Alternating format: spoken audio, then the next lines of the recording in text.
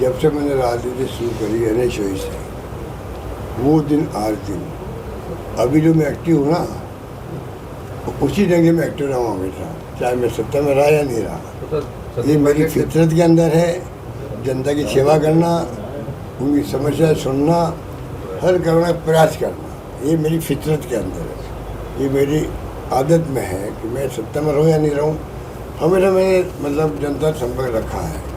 तो इसलिए आज भी जयपुर में लोग 100-200 लोग आते पर डे घर पे, तो इसलिए आते उनको मालूम है कि मैं उनकी बात सुनूंगा, समझूंगा। कोई बेचैनी नहीं। कांग्रेस में क्यों बेचैनी होगी? प्रदेश कांग्रेस कमेटी हो या बीजेपी का हो, वो बेचैन क्यों होंगे? बेचैन क्यों होंगे? उनको खुशी है कि भाई हमारे नेता लोग सब दौरा कर रहे हैं, इसमें क्या बात है। देखिए, मारवाड़ और मेवाड़ हमारी चुनौती है। बीकानेर संभाग भी जो पहले स्थिति थी, समझे आप, उसमें हम कमज़ोर हुए हैं। बीकानेर डिवीज़न में भी, मारवाड़ में भी, मेवाड़ में भी, सभी जगह थोड़ा बहुत फ़र्क पड़ा है। अभी चुनाव हमने देख लिया, अब हम ये भरपाई करेंगे। बीकानेर के अंदर भी हमारा कल्ला साहब बैठे थे, सीनियर नेता है, हम लोग सब आएंगे यहाँ पर बार बार। बीकानेर संभाग में भी जाएंगे, रास्ता भर में घूमेंगे और जनता को समझाएंगे कि आपका ज़िंदगी, बच्चों का, आने वाली पीढ़ियों का भविष्य कहाँ पर है। मेरे हिसाब से भविष्य जो संविधान है उनको बचाने के अंदर है, उनका भविष्य लोकतंत्र को बचाने के अंदर है, जो खतरे में अभी है, संविधान भी और लोकतंत्र भी। और इसलिए कांग्रेस की जो विचारधारा है, उसका मूल आधार जो प्रेमबल है आपका, संविधान का प्रेमबल, उसको सबको पढ़ना चाहिए। मैं बार बार, कल मैंने हर भाषण में कहा है, हर घर में प्रेमबल लगा दो उसको। बच्चे पढ़े, उसमें क्या लिखा हुआ है, बच्चे समझे।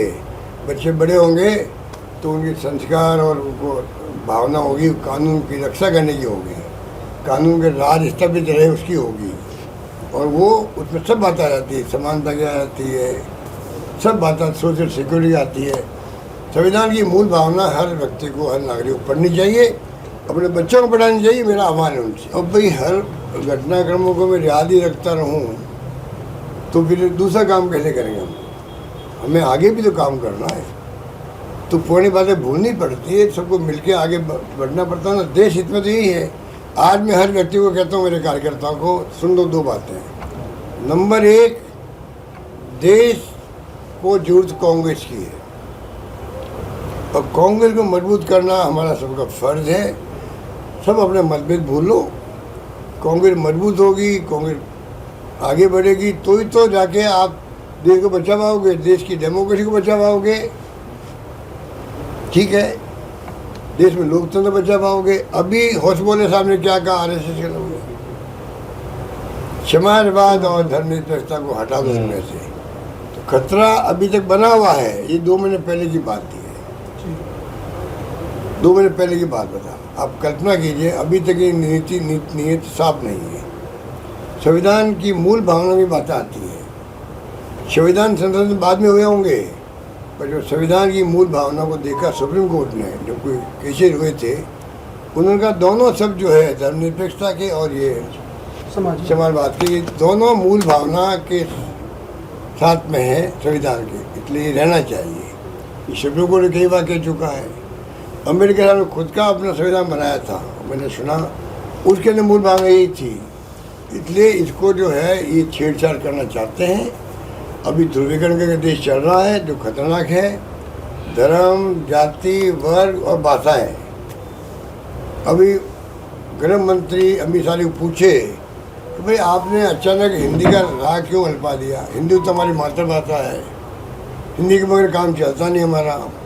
आपको ऐसा क्या हुआ कि आपने कहा कि नहीं, जो इंग्लिश बोलेंगे वो शर्मिंदा होंगे, हिंदी तो बोलना, आपने बातें कर क्यों रहे हो आप 6 महीने से? आपकी नीयत में खोट है। आप दक्षिण को भड़का रहे हो जानबूझ के, क्यों? दक्षिण में इनका कोई वहाँ पे आधार नहीं है। ये जानते हैं वो वोट तो मिलते नहीं हम लोगों को। ये खतरा नहीं समझ पा रहे। 40 साल पहले, 50 साल पहले जब मैं छात्र था, तब इंग्लिश की बात वो करते थे, हिंदी के खिलाफ थे। हिंदी का कोई बोर्ड वहाँ पे नहीं रहता था, उनको जला देते थे वो लोग।